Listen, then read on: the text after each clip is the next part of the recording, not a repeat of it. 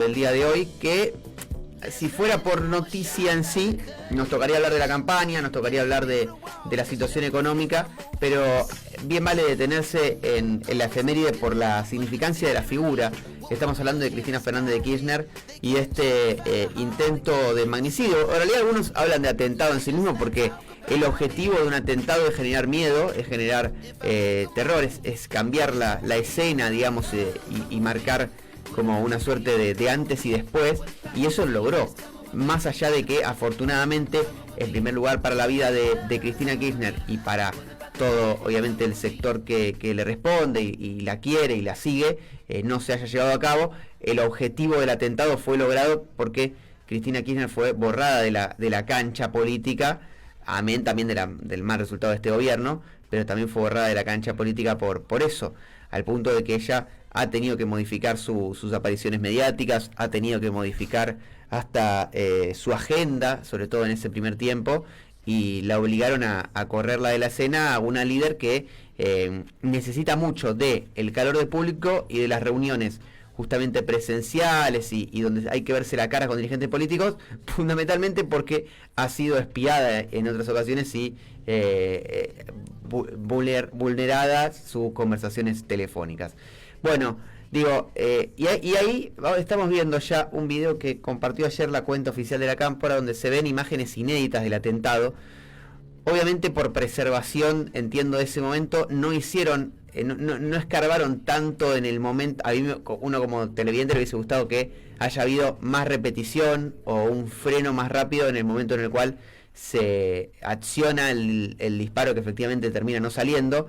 La idea del documental es mostrar otra cosa, es como mostrar esos minutos previos, es mostrar también qué jornada había hecho Cristina ese día, es mostrar cómo los militantes se acercaban los días anteriores, digamos, totalmente con otra intención, una intención de dar amor y respaldo, y también hablar de la persecución judicial. Pero digo, volviendo al raconto, me parece que hay que hacer una pausa y analizar cómo se llegó a ese momento y qué pasó en este año. Mucho se dijo en aquel momento de cómo se pasó de los lenguajes y los discursos violentos hacia Cristina Kirchner a la acción. Es decir, no fue gratis el hecho de que durante 10, 12 años se estuviese hablando, no en tono de diferencias políticas legítimas dentro de la democracia, sino en tonos de machismo, de violencia, de ataque personal y persecutorio respecto a la figura de Cristina Kirchner, al hablar en condiciones como de quitarle valor a su vida, ¿no? Y hasta con un desprecio feroz. Este sería el momento en el cual Saavedra Montiel acciona el tiro, está frenado y después reaparece, pero insisto, sin escarbar más. Pero bueno, digo, esa fue la primera conclusión entonces. Por supuesto que la condena política y la conmoción política llegó a nivel nacional y a nivel internacional. Recordemos ese feriado que se dicta el 2 de septiembre para que la población se movilice en gran número en la jornada siguiente. Figuras de la oposición, como el expresidente Mauricio Macri, como el jefe de gobierno Rodríguez Larreta, como el radicalismo, creo que hasta la propia Elisa Carrió, digamos, dirigentes que habían combatido y hasta también formado parte de esta persecución a Cristina Kirchner, se solidarizaron y condenaron inmediatamente. Y hubo dos figuras que una lo hizo prácticamente lavada y casi sin esgrimir la palabra dolor o conmoción, que fue Patricia Bullrich, titular del PRO, y otro directamente no se expresó, y cuando posteriori se lo recriminaron en la Cámara de Diputados, defendió su acción. Estamos hablando de Javier Milei. Bueno, ellas dos son las dos ofertas electorales hoy en día de la oposición. Ahí me parece que está el gran problema, porque la oposición sale a competir no con gente que tenga diferencias políticas con Cristina Kirchner como debería serlo, sino además con gente que no ha mostrado ni siquiera un sentido de compasión y de respaldo a la vida de la vicepresidenta. Bueno, de ahí está el problema y de ahí esto que tantas veces menciona Cristina Kirchner, el kirchnerismo, de la ruptura del pacto democrático. Por suerte, en estos 39 años que habían pasado del 83 hasta ahí, la Argentina nunca había tenido que soportar, sacando dos casos, uno el de Cabezas contra un policía y el otro el de Alberto Nisman, en circunstancias, digamos, que dejan dudas, pero en definitiva con una muerte que es violenta, digamos, solamente y por eso sabemos los nombres. Y después podemos agregarle la muerte de dirigentes populares, como puede ser Costequi Santillán, Mariano Ferreira, pero son contados afortunadamente con los dedos de una mano los crímenes que se dan de ese tipo de virulencia política. Hasta ahora hasta ese momento habíamos aceptado las diferencias políticas en paz y sometidas a las urnas. Cosa que no pasa, por ejemplo, y lo vemos hoy en día en Ecuador, donde se asesinó un candidato a presidente. A partir de ese momento, y si ni siquiera Cristina Kirchner, la dirigente más importante, estaba exenta de esto, bueno, ¿cuánto tenemos para reflexionar y cambiar? Porque si en definitiva la manera de dirimir las diferencias para un sector de la política y para este grupo, digamos, que se forma, no sabemos y no está todavía del todo claro con qué financiamiento, es asesinarla, significa que hemos aprendido poco en estos 39 años de democracia que llegaba el momento, hoy 40. Así que quiero como reflexión quedarme con esto, con la necesidad urgente de volver a encauzar el rumbo democrático y de condenar no las diferencias políticas, sino en cuanto haya expresiones que vayan, y en este sentido hay de esta semana de Milei, ¿no? Habla del socialismo como idea política, como una basura, ha hablado en otras ocasiones de borrar del mapa. Todas esas expresiones sin dudas son las que después terminan contribuyendo a pasar a la acción. Así que esto entonces en cuanto al recuerdo de este 1 de septiembre, que se convierte en un hecho político en sí. Va a haber movilizaciones, va a haber actos en el día de hoy. No sabemos si hablará Cristina, pero está claro que es un hecho que lo conmueve en lo personal.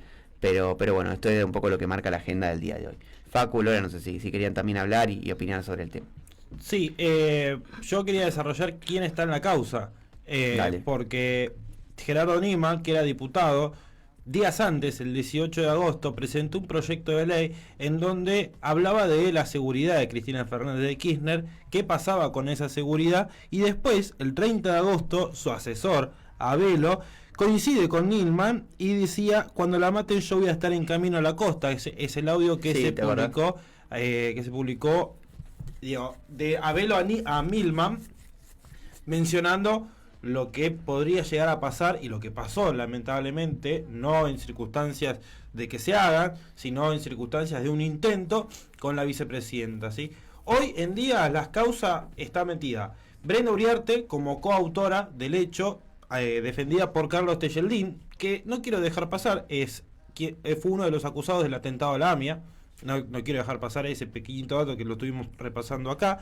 Está acusado Fernando Sabán Montiel, como habíamos dicho anteriormente, Nicolás Gabriel Carrizo como partícipe secundario, Abelo como asesor de Nilman renunciando a su banca de diputados, que en ese momento era del PRO. Patricia Bullrich también está metida dentro de quién es en la causa, porque en ese momento era presidenta del PRO, después renuncia para postularse como presidenta. Capuchetti, que es la jueza que investiga la causa, y Ivana Bolsoyevsky, que es la asesora de Nilman hasta el 1 de enero del 2023, ¿sí? Así está la causa. También está metida una panelista de Crónica TV, que es Delfina Wagner, Brenda Uriarte. Digo, van apareciendo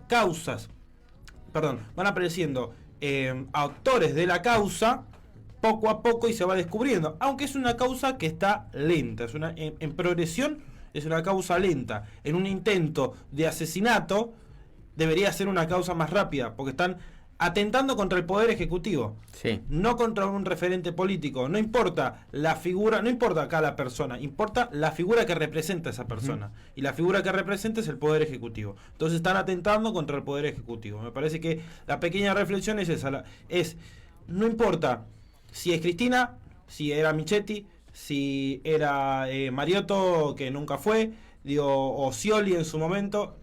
Importa el funcionamiento de aquella persona, qué está cumpliendo, la función de aquella persona. Poder ejecutivo. Bueno, para mí la reflexión es, nuevamente, lamentablemente el año pasado se atentó contra la democracia, porque ¿qué hubiera pasado si ese tiro salió o esa bala salía? Sí, por supuesto. Muy bien, bueno, cerramos, ¿sí? El segmento, vamos a una tanda y enseguida se viene Marcelo